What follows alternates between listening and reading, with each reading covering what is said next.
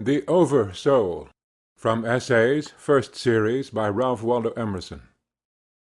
This recording is in the public domain. Read by Bomnefeld. But souls that of his own good life partake, he loves as his own self. Dear as his eye they are to him, he'll never them forsake. When they shall die, then God himself shall die. They live in blessed eternity. Henry Moore.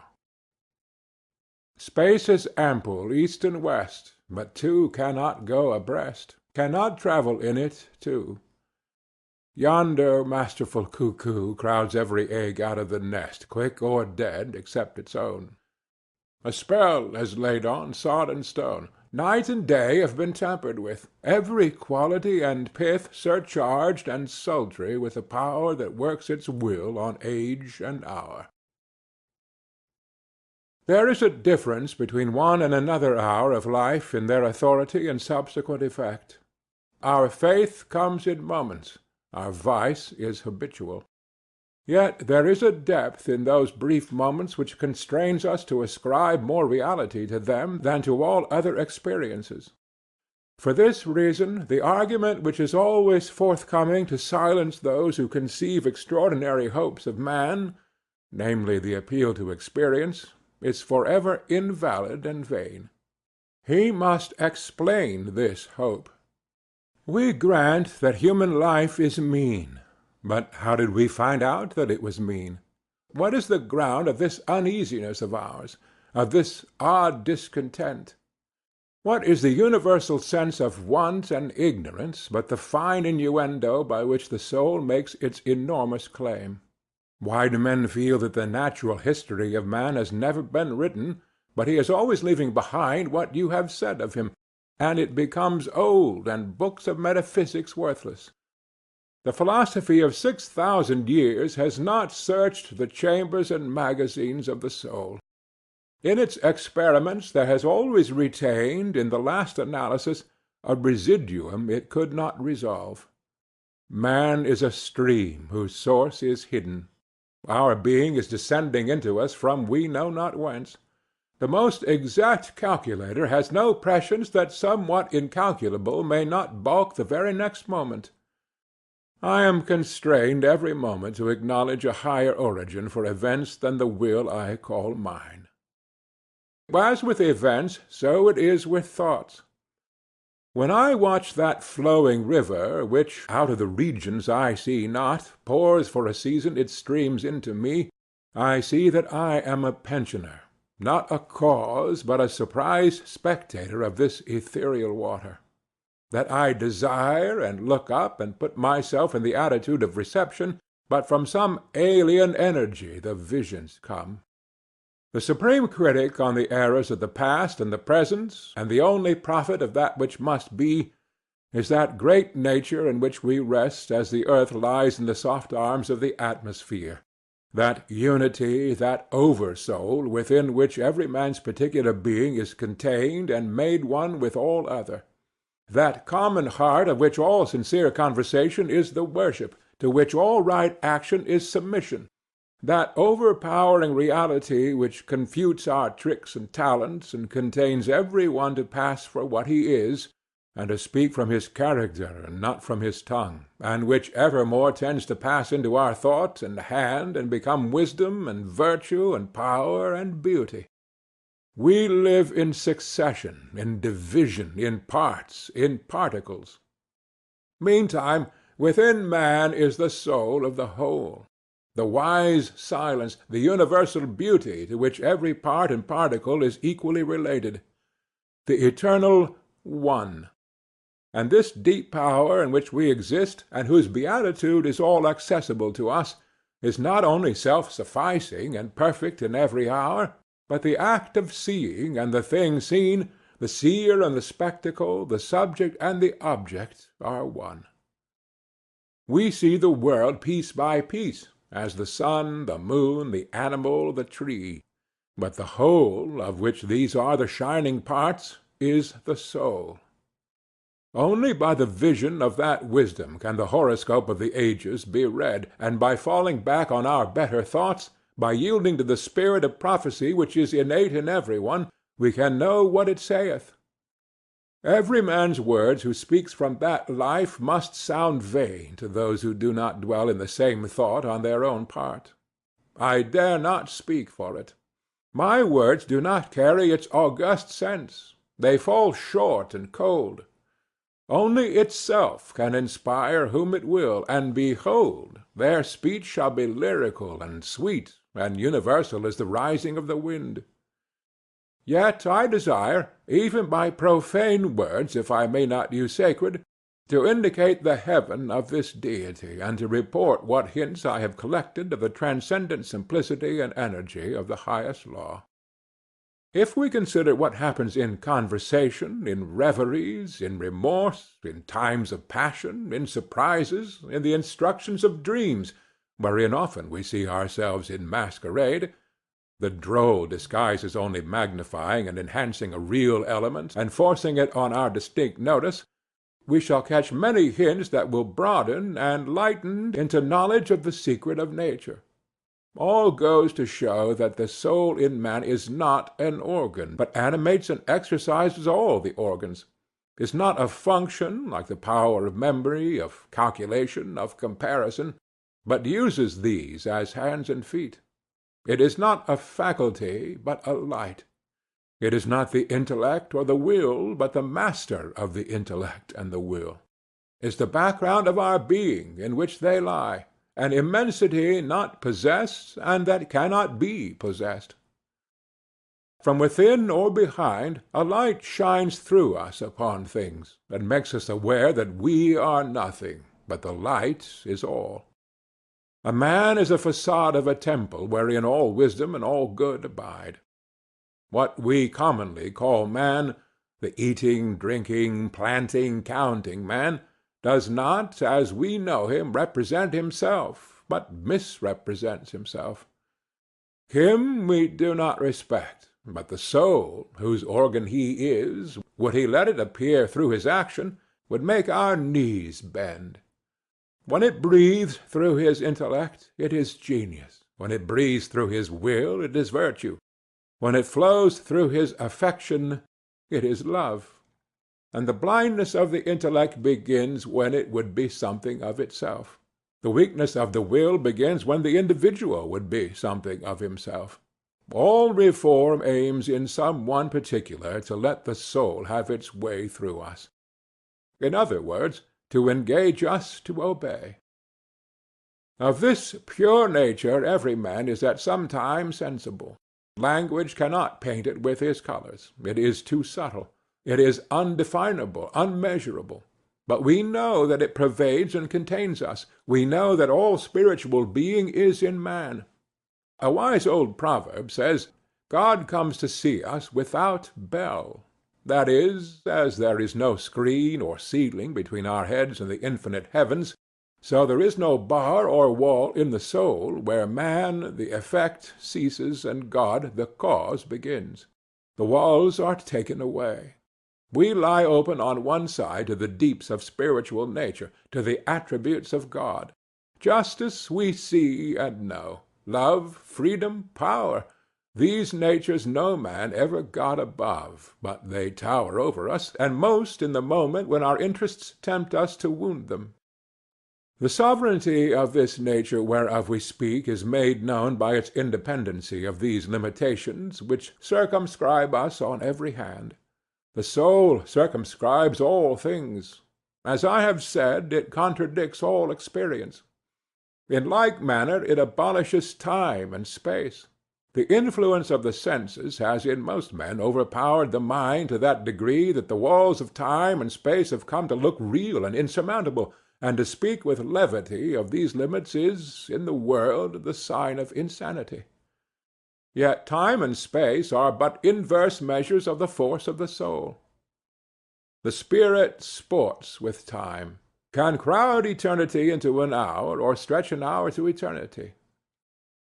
We are often made to feel that there is another youth and age than that which is measured from the year of our natural birth.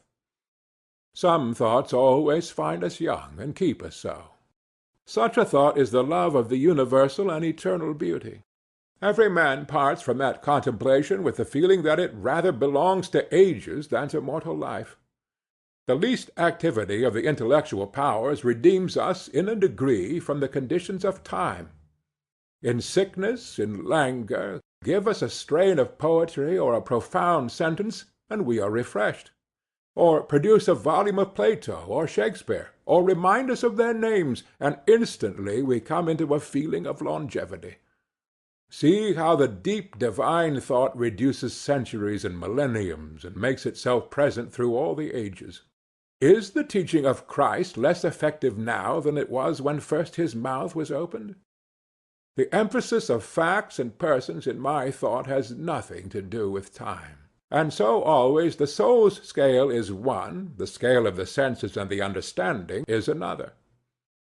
Before the revelations of the soul, time, space, and nature shrink away. In common speech we refer all things to time, as we habitually refer the immensely sundered stars to one concave sphere.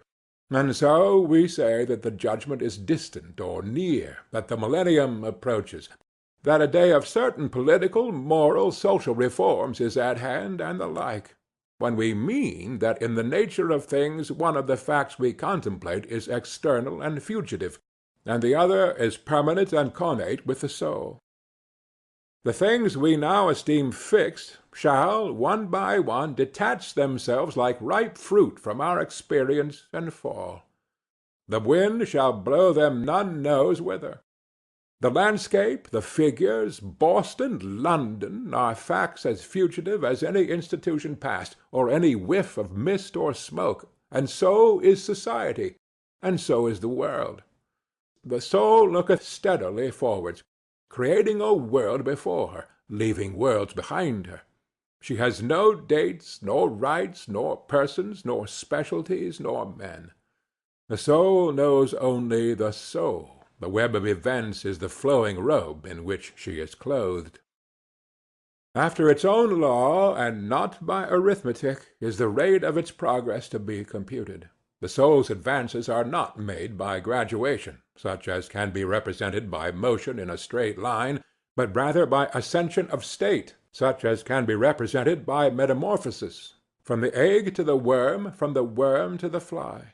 The growths of genius are of a certain total character, that does not advance the elect individual first over John, then Adam, then Richard, and then give to each the pain of discovered inferiority. But by every throe of growth the man expands there where he works, passing at each pulsation classes, populations of men. With each divine impulse the mind rends the thin rinds of the visible and finite, and comes out into eternity, and inspires and expires its air. It converses with truths that have always been spoken in the world, and becomes conscious of a closer sympathy with Zeno and Arian than with persons in the house. This is the law of moral and of mental gain. The simple rise as by specific levity, not into a particular virtue, but into the region of all the virtues. They are in the spirit which contains them all. The soul requires purity, but purity is not it; requires justice, but justice is not that; requires beneficence, but is somewhat better; so that there is a kind of dissent and accommodation felt when we leave speaking of moral nature to urge a virtue which it enjoins. To the well-born child all the virtues are natural, and not painfully acquired. Speak to his heart, and the man becomes suddenly virtuous. Within the same sentiment is the germ of intellectual growth, which obeys the same law. Those who are capable of humility, of justice, of love, of aspiration, stand already on a platform that commands the sciences and arts, speech and poetry, action and grace. For whoso dwells in this moral beatitude already anticipates those special powers which men prize so highly. The lover has no talent, no skill, which passes for quite nothing with his enamored maiden, however little she may possess of related faculty. And the heart which abandons itself to the supreme mind finds itself related to all its works, and will travel a royal road to particular knowledges and powers. In ascending to this primary and aboriginal settlement we have come from our remote station on the circumference instantaneously to the centre of the world, where, as in the closet of God, we see causes and anticipate the universe, which is but a slow effect. One mode of the divine teaching is the incarnation of the spirit in a form, in forms like my own. I live in society with persons who answer to thoughts in my own mind, or express a certain obedience to the great instincts to which I live. I see its presence to them. I am certified of a common nature, and these other souls, these separated selves, draw me as nothing else can. They stir in me the new emotions we call passion, of love, hatred, fear, admiration, pity. Thence come conversation, competition, persuasion, cities, and war. Persons are supplementary to the primary teaching of the soul. In youth we are mad for persons. Childhood and youth see all the world in them. But the larger experience of man discovers the identical nature appearing through them all. Persons themselves acquaint us with the impersonal. In all conversation between two persons tacit reference is made, as to a third party, to a common nature. That third party or common nature is not social, it is impersonal, is God.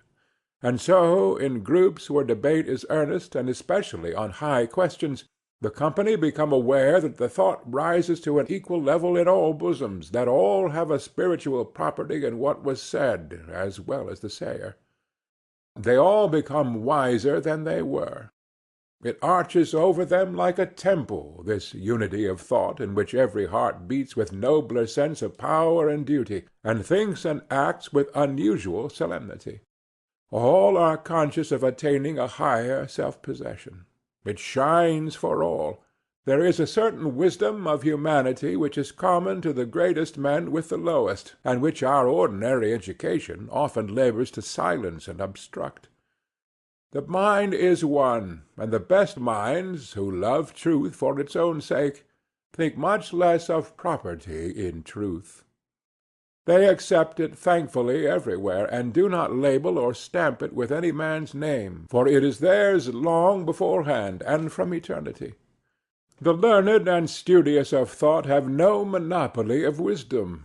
Their violence of direction in some degree disqualifies them to think truly. We owe many valuable observations to people who are not very acute or profound, and who say the thing without effort which we want and have long been hunting in vain. The action of the soul is oftener in that which is felt and left unsaid than in that which is said in any conversation. It broods over every society, and they unconsciously seek for it in each other. We know better than we do. We do not yet possess ourselves, and we know at the same time that we are much more. I feel the same truth how often in my trivial conversation with my neighbors that somewhat higher in each of us overlooks this by-play, and Jove nods to Jove from behind each of us. Men descend to meet. In their habitual and mean service to the world, for which they forsake their native nobleness, they resemble those Arabian sheiks who dwell in mean houses and affect an external poverty to escape the rapacity of the pacha, and reserve all their display of wealth for the interior and guarded retirements. As it is present in all persons, so it is in every period of life. It is adult already in the infant man. In my dealing with my child, my Latin and Greek, my accomplishments and my money stead me nothing, but as much soul as I have avails. If I am wilful, he sets his will against mine, one for one, and leaves me, if I please, the degradation of beating him by my superiority of strength. But if I renounce my will and act for the soul, setting that up as umpire between us two, out of his young eyes looks the same soul. He reveres and loves with me. The soul is the perceiver and revealer of truth. We know truth when we see it, let skeptic and scoffer say what they choose. Foolish people ask you, when you have spoken what they do not wish to hear, How do you know it is truth and not an error of your own? We know truth when we see it from opinion, as we know when we are awake that we are awake. It was a grand sentence of Emanuel Swedenborg, which would alone indicate the greatness of that man's perception. It is no proof of a man's understanding to be able to confirm whatever he pleases, but to be able to discern that what is true, and that what is false. This is the mark and character of intelligence. In the book I read, the good thought returns to me, as every truth will, the image of the whole soul. To the bad thought which I find in it, the same soul becomes a discerning, separating sword, and lops it away. We are wiser than we know. If we will not interfere with our thoughts, but act entirely, or see how the thing stands in God, we know the particular thing, and everything, and every man.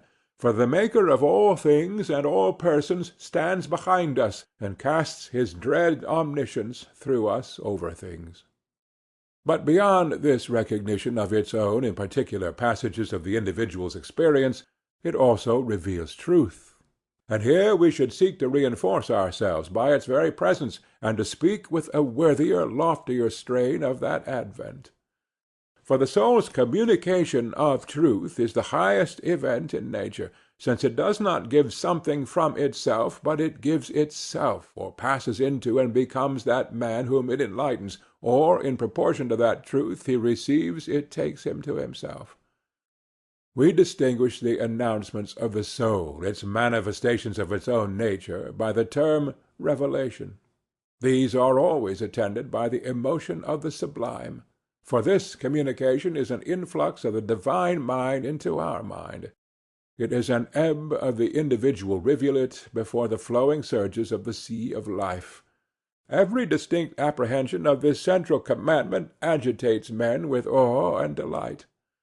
A thrill passes through all men at the reception of new truth, or at the performance of a great action which comes out of the heart of nature. In these communications the power to see is not separated from the will to do, but the insight proceeds from obedience, and the obedience proceeds from a joyful perception. Every moment when the individual feels himself invaded by it is memorable. By the necessity of our constitution, a certain enthusiasm attends the individual's consciousness of that divine presence. The character and duration of this enthusiasm varies with the state of the individual, from an ecstasy and trance and prophetic inspiration, which is its rarer appearance, to the faintest glow of virtuous emotion, in which form it warms, like our household fires, all the families and associations of men, and makes society possible. A certain tendency to insanity has always attended the opening of the religious sense in men, as if they had been blasted with excess of light. The trances of Socrates, the union of Plotinus, the vision of Porphyry, the conversion of Paul, the aurora of Behmen, the convulsions of George Fox and his Quakers, the illumination of Swedenborg, are of this kind. What was in the case of these remarkable persons a ravishment has in innumerable instances in common life been exhibited in less striking manner. Everywhere the history of religion betrays a tendency to enthusiasm. The rapture of the Moravian and Quietist, the opening of the internal sense of the word in the language of the New Jerusalem Church, the revival of the Calvinist churches, the experiences of the Methodists, are varying forms of that shudder of awe and delight with which the individual soul always mingles with the universal soul.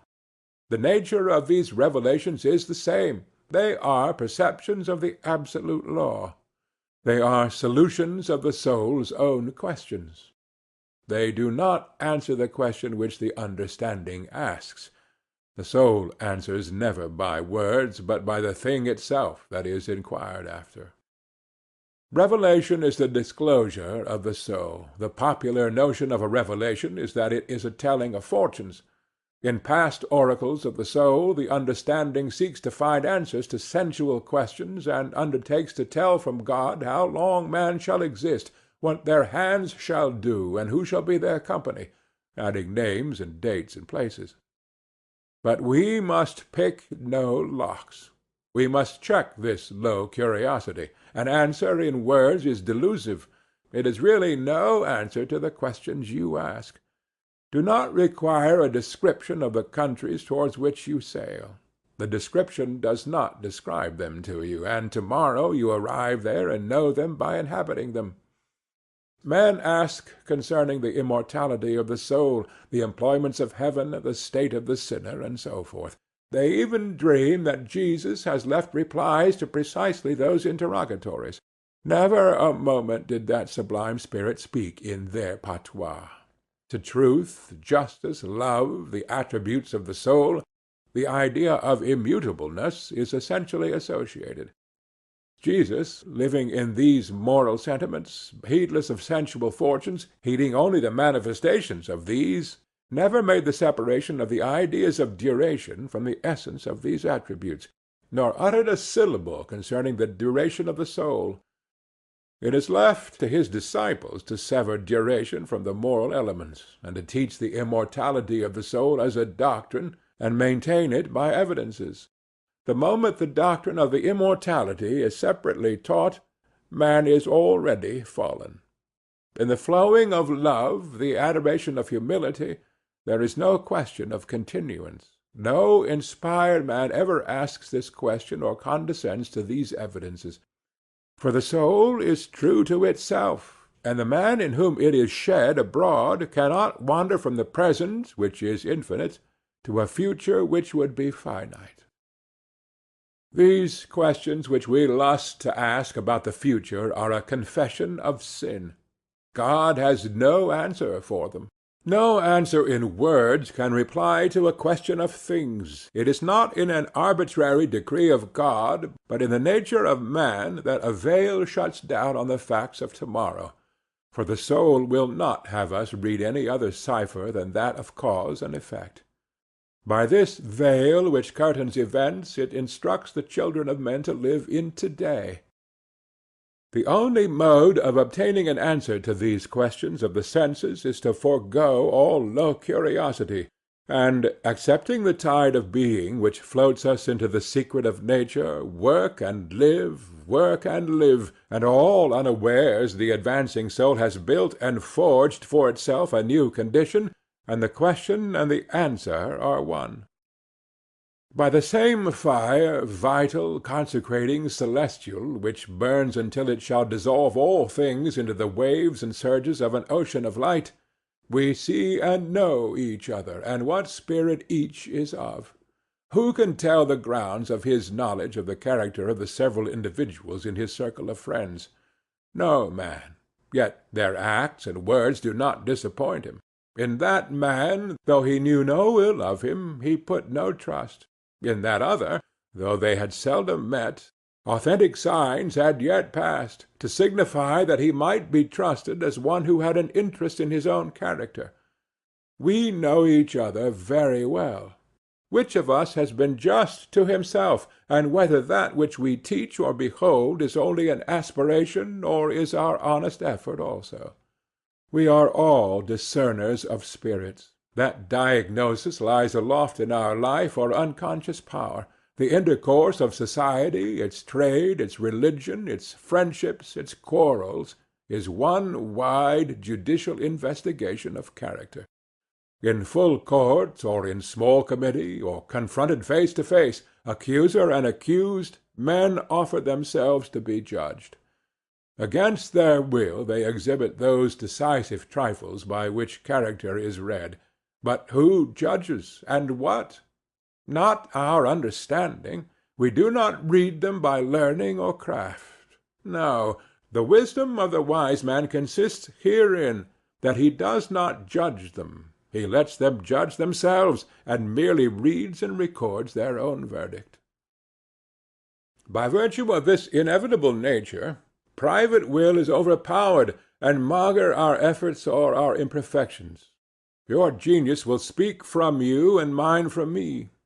That which we are we shall teach, not voluntarily, but involuntarily. Thoughts come into our minds by avenues which we never left open, and thoughts go out of our minds through avenues which we never voluntarily opened. Character teaches over our head. The infallible index of true progress is found in the tone the man takes. Neither his age, nor his breeding, nor company, nor books, nor actions, nor talents, nor all together can hinder him from being deferential to a higher spirit than his own. If he have not found his home in God, his manners, his forms of speech, the turn of his sentences, the build, shall I say, of all his opinions, will involuntarily confess it, let him brave it out how he will. If he have found his centre, the deity will shine through him, through all the disguises of ignorance, of ungenial temperament, of unfavourable circumstance. The tone of seeking is one, and the tone of having is another.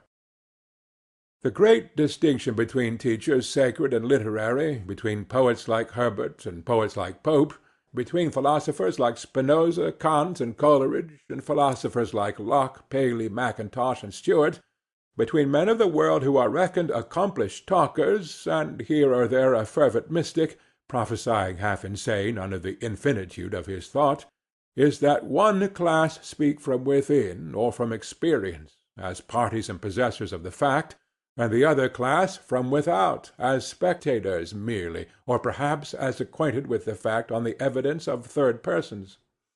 It is of no use to preach to me from without. I can do that too easily myself.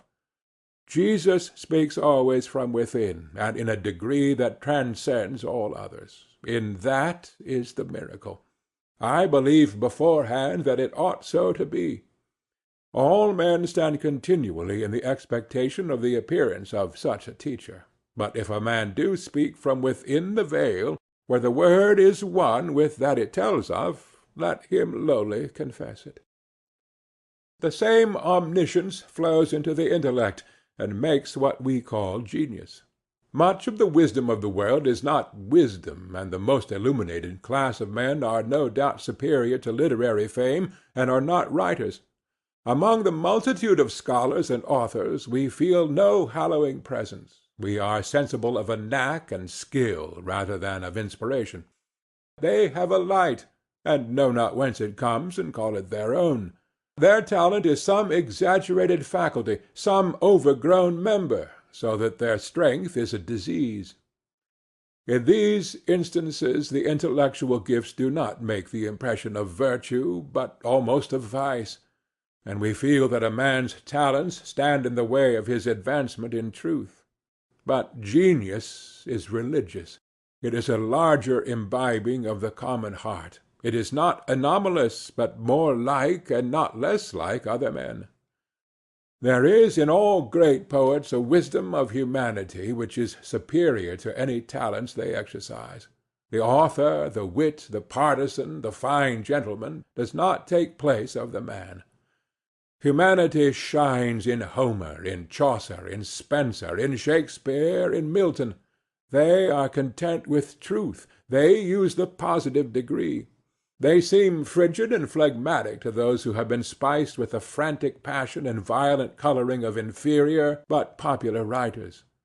For they are poets by the free course which they allow to the informing soul, which through their eyes beholds again and blesses the things which it hath made. The soul is superior to its knowledge, wiser than any of its works. The great poet makes us feel our own wealth, and then we think less of his compositions. His best communication to our mind is to teach us to despise all he has done. Shakespeare carries us to such a lofty strain of intelligent activity as to suggest a wealth which beggars his own, and we then feel that the splendid works which he has created, and which in other hours we extol as a sort of self-existent poetry, take no stronger hold of real nature than the shadow of a passing traveller on the rock. The inspiration which uttered itself in Hamlet and Lear could utter things as good from day to day forever. Why then should I make account of Hamlet and Lear as if we had not the soul for which they fell as syllables from the tongue? The energy does not descend into individual life on any other condition than entire possession. It comes to the lowly and simple. It comes to whomsoever will put off what is foreign and proud, It comes as insight. It comes as serenity and grandeur. When we see those whom it inhabits, we are apprised of new degrees of greatness. From that inspiration the man comes back with a changed tone. He does not talk with men with an eye to their opinion. He tries them. It requires of us to be plain and true. The vain traveller attempts to embellish his life by quoting my lord and the prince and the countess who thus said or did to him. The ambitious vulgar show you their spoons and brooches and rings, and preserve their cards and compliments.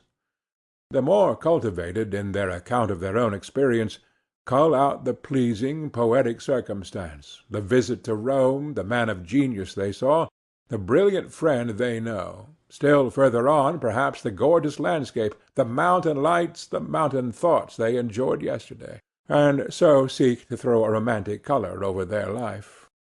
But the soul that ascends to worship the great God is plain and true, has no rose-colour, no fine friends, no chivalry, no adventures, does not want admiration, dwells in the hour that now is, in the earnest experience of the common day, by reason of the present moment and the mere trifle having become porous to thought and bibulous of the sea of light.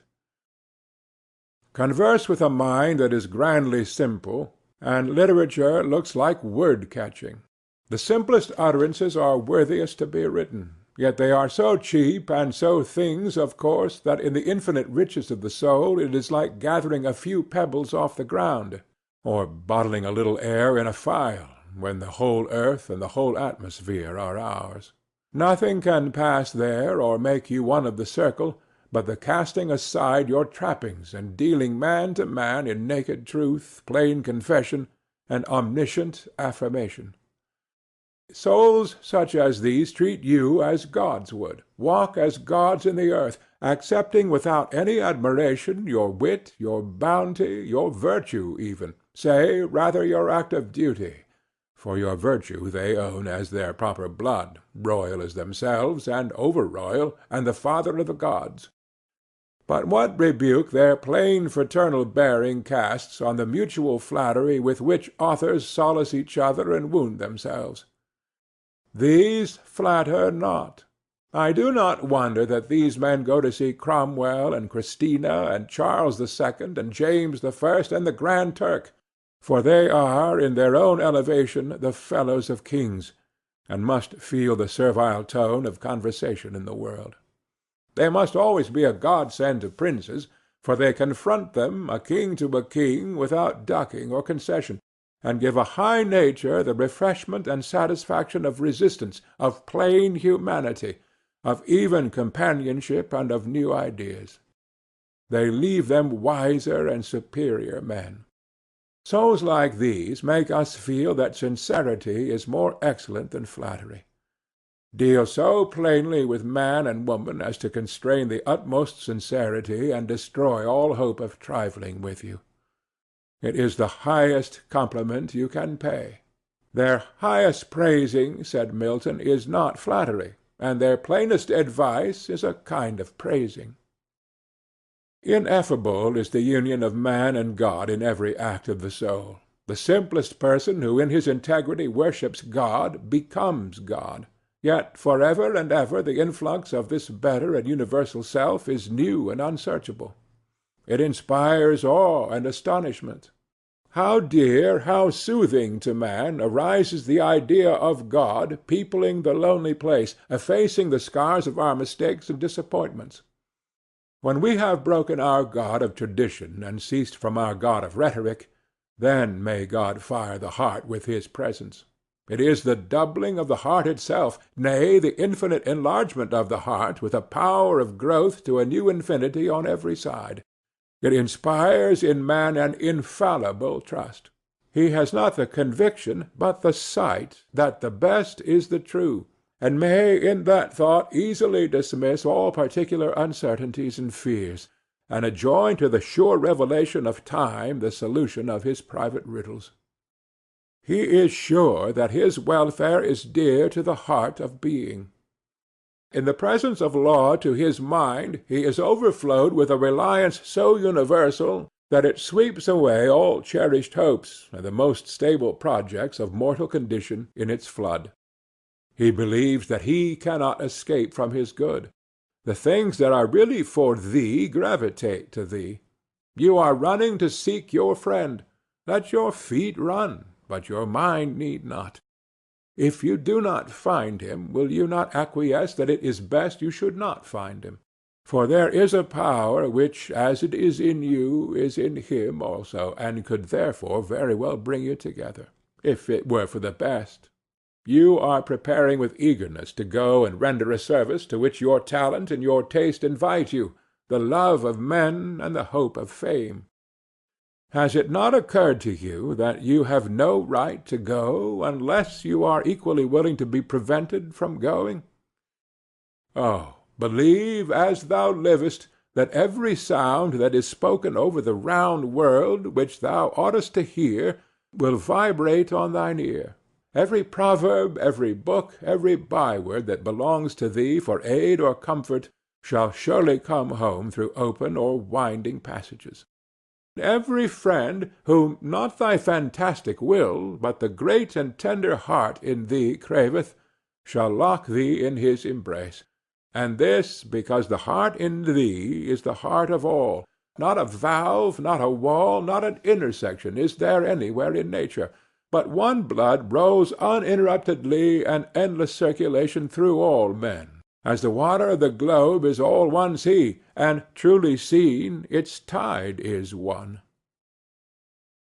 Let man then learn the revelation of all nature and all thought to his heart, this namely, that the highest dwells with him, that the sources of nature are in his own mind, if the sentiment of duty is there.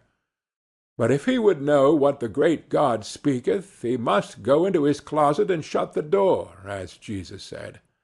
God will not make himself manifest to cowards. He must greatly listen to himself, withdrawing himself from all the accents of other men's devotion. Even your prayers are hurtful to him until he have made his own. Our religion vulgarly stands on numbers of believers. Whenever the appeal is made, no matter how indirectly, to numbers, proclamation is then and there made that religion is not. He that finds God a sweet enveloping thought, to him never counts his company. When I sit in that presence, who shall dare to come in? When I rest in perfect humility, when I burn with pure love, what can Calvin or Swedenborg say? It makes no difference whether the appeal is to numbers or to one. The faith that stands on authority is not faith. The reliance on authority measures the decline of religion, the withdrawal of the soul. The position men have given to Jesus, now for many centuries of history, is a position of authority. It characterizes themselves. It cannot alter the eternal facts. Great is the soul and plain. It is no flatterer. It is no follower. It never appeals from itself. It believes in itself. Before the immense possibilities of man, all mere experience, all past biography, however spotless and sainted, shrinks away. Before that heaven which our presentiments foreshow us, we cannot easily praise any form of life we have seen or read of. We not only affirm that we have few great men, but, absolutely speaking, that we have none, that we have no history, no record of any character or mode of living that entirely contents us. The saints and demigods whom history worships we are constrained to accept with a grain of allowance. Though in our lonely hours we draw a new strength out of their memory, yet, pressed on our attention, as they are by the thoughtless and customary, they fatigue and invade. The soul gives itself alone, original and pure, to the lonely, original and pure, who on that condition gladly inhabits, leads, and speaks through it. Then it is glad, young, and nimble. It is not wise, but it sees through all things. It is not called religious, but it is innocent. It calls the light its own, and feels that the grass grows and the stone falls by the law inferior to and dependent on its nature. Behold, it saith, I am born into the great, the universal mind. I, the imperfect, adore my own perfect. I am somehow receptive of the great soul, and thereby I do overlook the sun and the stars, and feel them to be the fair accidents and effects which change and pass. More and more the surges of everlasting nature enter into me, and I become public and human in my regards and actions. So come I to live in thoughts and act with energies which are immortal. Thus, revering the soul, and learning, as the ancient said, that its beauty is immense, man will come to see that the world is the perennial miracle which the soul worketh, and be less astonished at particular wonders. He will learn that there is no profane history, that all history is sacred, that the universe is represented in an atom, in a moment of time. He will weave no longer a spotted life of shreds and patches, but he will live with a divine unity. He will cease from what is base and frivolous in his life, and be content with all places and with any service he can render. He will calmly front the morrow in the negligency of that trust which carries God with it, and so hath already the whole future in the bottom of the heart. End of The Over-Soul.